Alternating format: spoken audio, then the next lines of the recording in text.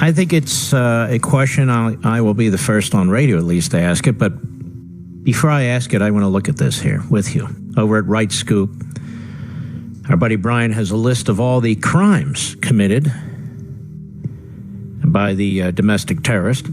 I'm not talking about Bel Airs and Bernadine Dorn. I'm not talking about the FALN that got all the pardons from Clinton and so on. No, I'm talking about this guy. And boy, I'll tell you what. He committed a felony in 1991, domestic violence in 1994, numerous parking violations, another felony in 2004. He was in drug court, more parking violations. He had a foreclosure. Let's see, a criminal traffic violation, another traffic, on and on. Another third-degree felony, another parking violation, misdemeanor as recently as 24. How's this guy not in prison? He's committed multiple felonies. But here's a bigger question for you, ladies and gentlemen. And this was sent to me by a buddy of mine. The New York Times and other news outlets keep referring to this guy as a registered Republican, right? But he's previously been convicted of felonies, according to their same story and these other stories. So he should have been removed from the voter registration list because he lost his right to vote in Florida.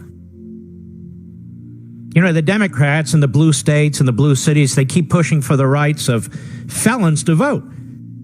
After they've served their time, you've heard it over and over again. You heard Gillum mention it in one of the debates. Some are even pushing for the right of felons to vote while they're in prison. But let's talk about the facts here. It's Florida. He should have been removed from the voter registration list because he lost his right to vote. And it could not be restored until and unless he applied to the Florida Clemency Board and was approved.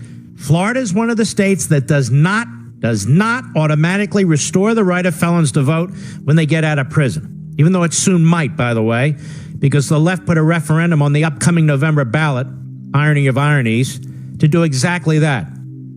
So unless he had his right to vote restored, he can't be a registered Republican, quote unquote. So I would ask the news media out there, the New York Slimes, the Constipated News Network, MSLSD, all of you. How did he become a registered Republican when that was supposed to be stripped off the rolls? Once again, you don't automatically restore the right of felons to vote when they get out of prison in Florida, even though the left has a ballot measure right now for this election to do exactly that. So this nut job would have had his right to vote restored if that passed.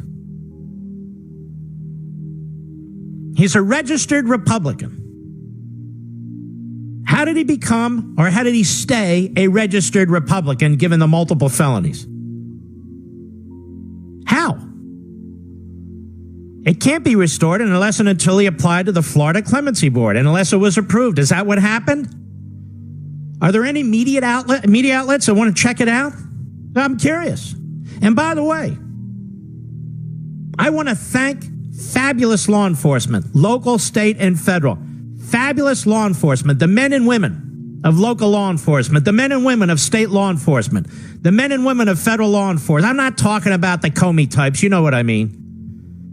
I'm talking about the men and women of local, state, federal law enforcement that the left trashes every damn day. That the left attacks as racist, as bigoted, every day.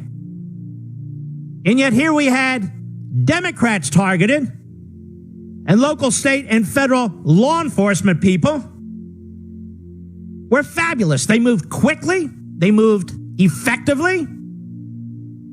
And they tracked this guy down, in 48 hours or so, give or take? But don't worry, in another week or two, they'll be trashing law enforcement like they always do. Like they always do. Now, what of this criminal justice reform stuff? Criminal justice reform, they call this. How the hell did this guy get out of prison?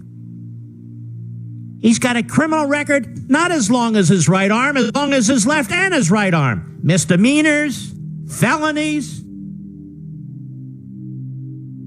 How did he get out? And this is before criminal justice reform. We spend way too much time worrying about convicted felons or people who plead to felonies and not enough time worried about victims of crimes.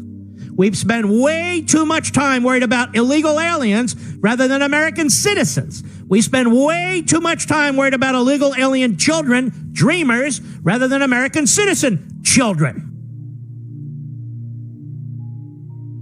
Are we allowed to talk about these things? I insist on talking about these things. Now, the president has correctly pointed out, I know he's an avid listener to this program, and I greatly appreciate it,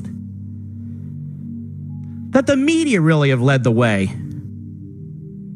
with the rhetoric, with the references to Hitler, with the references to racism, anyone they disagree with on the left, and that includes the media, of course. That's how they frame the issues. Dictators.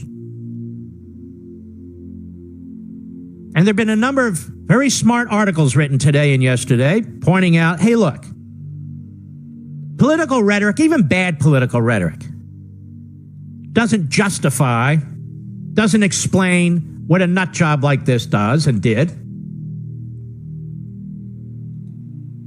It simply does not. I just gave you a laundry list of the crimes that he committed up until and through 2014. Donald Trump wasn't even running for president up until and through 2014. He committed multiple felonies by then. Multiple felonies. He was already radicalized. He didn't need Donald Trump or anybody else to push him over the edge. He was already over the edge. He started committing crimes, at least from the public record, since 1991, all the way through 2014. It has nothing to do with Donald Trump. Nothing whatsoever. But the left, the media, the Democrats, they have a quote-unquote registered Republican. And Donald Trump, and he's driving around with Trump and Pence on his pictures of them and their names on his van. So they make this connection. There is no connection. There's no connection whatsoever. The media trashing law enforcement. The Democrats trashing law enforcement. The left trashing law enforcement. And now I think we can see why we need law enforcement. Excusing Antifa, excusing Black Lives Matter, ignoring Obama's relationship with actual domestic terrorists, Bill Ayers and Bernardine Dohrn, among others. President Trump has no relationship and never did with actual domestic terrorists, underground student terrorists, who were actually involved in bombings. None. Donald Trump has not pardoned terrorist members of the FALN, the Puerto Rican separatist organization. You can lay that on Clinton and Obama. Trump never did that. Trump never even suggested that. Trump has been supporting law enforcement, the same law enforcement that just tracked down this nut job. That law enforcement.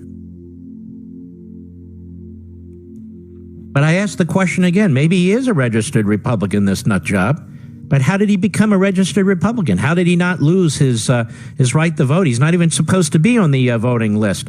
Or maybe there was an effort to remove him from the voting list, but some left-wing group said it was voter suppression. I don't know. I'd like to know. We got a real mix of things here that's very fascinating to me. I'll be right back. Mark Levin.